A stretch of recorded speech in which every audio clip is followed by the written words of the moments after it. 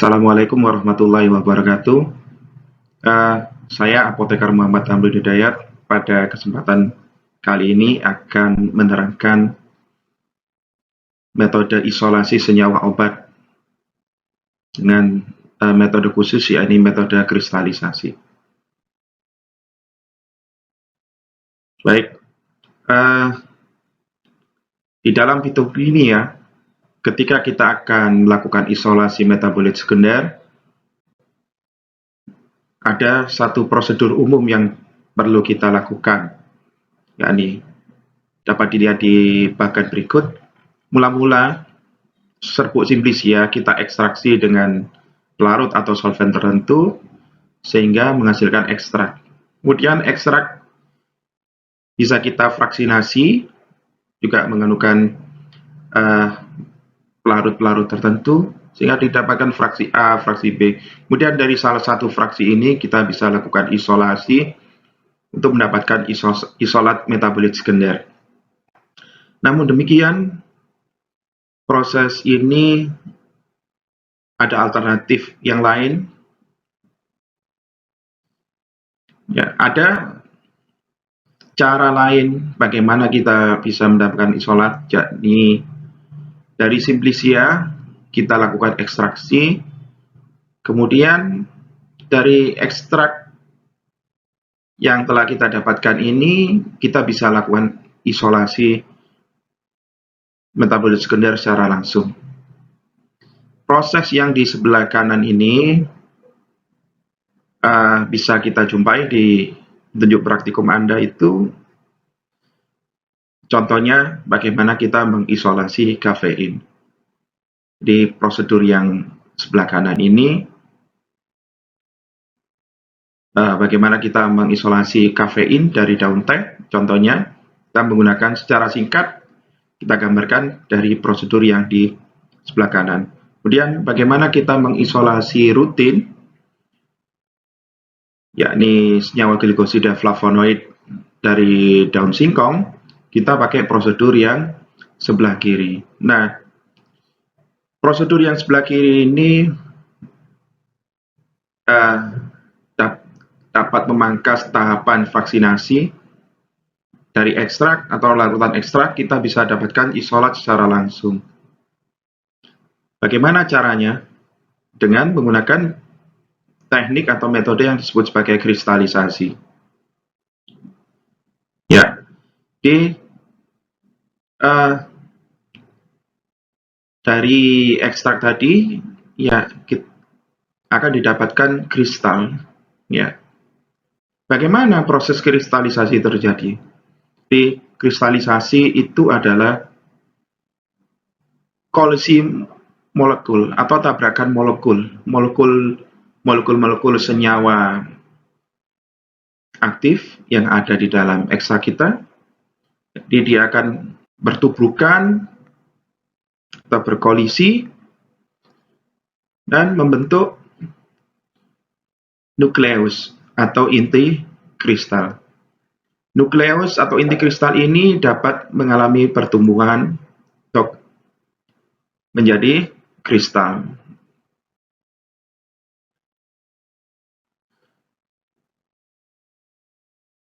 Selanjutnya, bagaimanakah proses kristalisasi itu terjadi? Atau bagaimana kita melakukan proses kristalisasi? Yang pertama, kita membuat larutan jenuh terlebih dahulu. Larutan jenuh ekstrak. Kemudian kita pekatkan ekstrak tadi, larutan ekstrak tadi, sehingga kita peroleh larutan lewat jenuh. Nah, proses yang terjadi selanjutnya dari larutan lewat jenuh ini terjadi nukleasi atau terbentuk inti-inti kristal. Kemudian nukleat ini, inti kristal ini akan tumbuh menjadi kristal. Bagaimana kita membuat larutan lewat jenuh? Ya, secara garis besar, larutan lewat jenuh dapat kita buat dengan cara penguapan atau evaporation, dan juga dilanjutkan dengan pendinginan atau cooling. Bagaimana kita melakukan penguapan untuk mendapatkan larutan lewat jenuh? Yang pertama, ya tentu saja metode yang paling sederhana, kita biarkan saja larutan itu di udara terbuka pada suhu konstan. Ya, atau bisa kita taruh ekstrak kita itu di inkubatornya yang ada termostatnya. Kemudian ada metode alternatif untuk penguapan. Ya, kita bisa menutup larutan ekstrak kita itu ya dengan aluminium foil yang dilubangi, atau kita bisa tutup menggunakan kertas haring yang kita buat lubang-lubangnya. Jadi ada semacam pori gitu. Yang kedua, nah ini banyak dilakukan, kita mengaliri larutan ekstrak kita itu dengan gas nitrogen secara perlahan dan kontinu sampai didapatkan kepekatan larutan yang kita inginkan. Oke. Terus bagaimana melakukan pendinginan? Jadi proses pendinginan ini penting dalam membentuk kristal. Tentu saja kita harus melakukan pengendalian ya, kecepatan pengadukan kristal, kemudian juga tingkat pendinginannya. Kalau kita aduk terlalu cepat larutan ekstrak itu, pengadukan terlalu cepat, maka akan terbentuk inti kristal yang banyak. Inti kristal atau nukleat yang banyak. Dan ini nantinya akan tumbuh menjadi kristal, tapi ukurannya kecil, dan ini tidak kita sukai. Jadi juga kalau kita gunakan suhu yang tidak tepat, maka proses pendinginan itu juga tidak akan optimal. Jadi kita lakukan metode yang namanya siklus suhu. Jadi larutan ekstrak kita simpan di suhu yang berbeda. Jadi bagaimana caranya? Jadi larutan lewat jenuh ini kita simpan di dalam fridge, kita simpan dalam freezer selama sehari semalam atau bisa sampai seminggu, tergantung kristal yang akan kita dapatkan, yang kita inginkan. Kemudian kita pindah larutan tadi yang sudah tumbuh nukleat tadi ke suhu ruang. Perlu kita pahami bahwa kelarutan dari senyawa obat itu sebanding dengan, jadi pada suhu yang rendah kelarutan senyawa obat pada umumnya dia akan turun. Kalau kelarutannya turun, dia akan terbentuk proses kristalisasi. Nah, jadi bagaimana mendapatkan kristal yang berkualitas? Ya, perlu kita ingat bahwa nanti kita ingin mendapatkan kristal yang cukup baik yang bisa kita amati di fraksi sinar X ini. Ya. Jadi jumlah nukleusnya sedikit, berarti kita tidak perlu sering mengaduk, karena terlalu banyak pengadukan, dia akan menghasilkan nukleus atau inti kristal yang banyak. Jadi biasanya kita lakukan pengadukan pada awal pembuatan larutan jenuh saja. Kemudian proses kecepatan pertumbuhan yang lambat ini akan menghasilkan kristal yang berkualitas. Ya. Bagaimana mendapatkan pertumbuhan kristal yang lambat? Ya, kita diamkan. Setelah pengadukan larutan lewat jenuh tadi, kita diamkan larutan tadi ya berhari-hari. Jadi tidak cukup jam. Kemudian tanpa gangguan di sini ya sudah, jangan diaduk-aduk lagi, jangan tersenggol, jangan diguncang dan lain sebagainya. Di literatur, di buku teks, seringkali ada metode kita lakukan scratching, scratch ya. Jadi di dasar Erlenmeyer itu kita gores-gores gitu untuk menumbuhkan inti kristal. Kemudian dalam fitokimia, jadi kita lakukan isolasi dengan teknik kristalisasi ini. Pada garis besarnya ada dua tahapan atau ada dua macam. Ya, bagaimana kita memanfaatkan teknik kristalisasi untuk mengisolasi senyawa metabolit sekunder.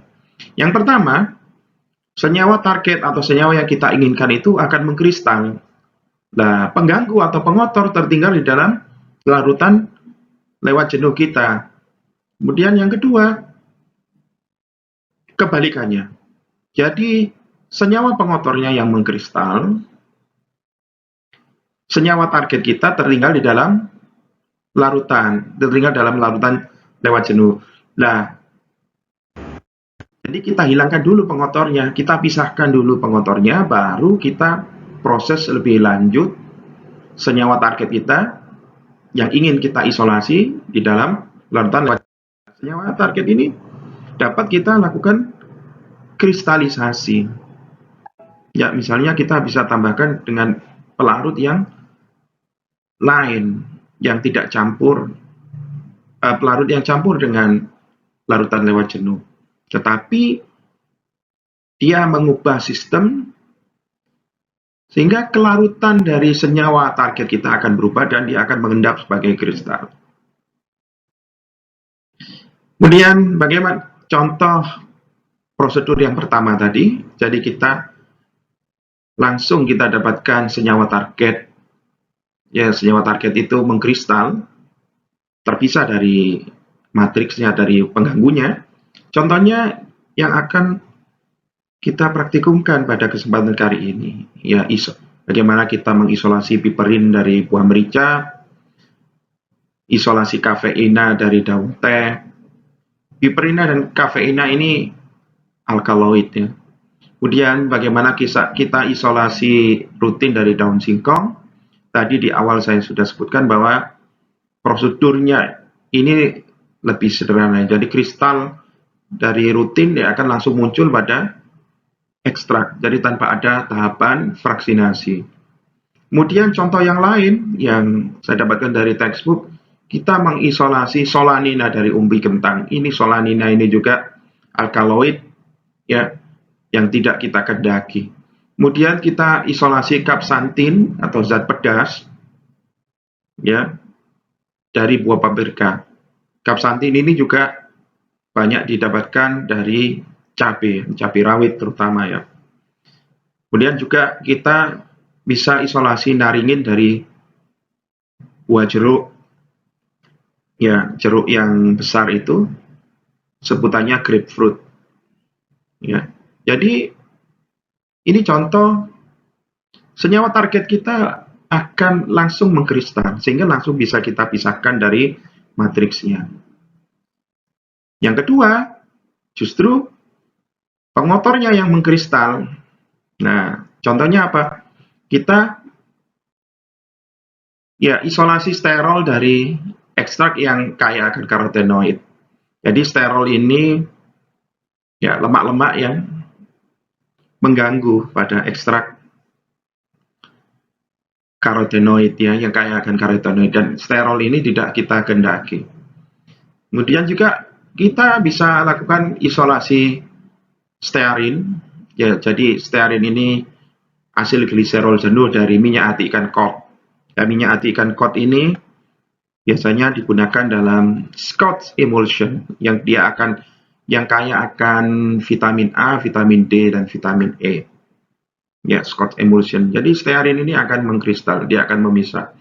Kemudian secara umum ya kita bisa mengisolasi asam oksalat dari Simplicia, dari daun, dari herba.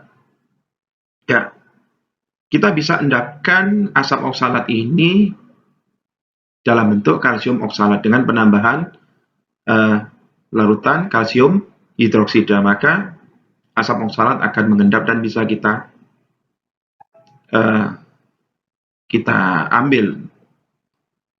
Ya, kalau kita ingin memisahkan asam-asam organik dari ekstrak. Ya, demikian yang bisa saya sampaikan. Terima kasih atas perhatiannya. Wassalamualaikum warahmatullahi wabarakatuh.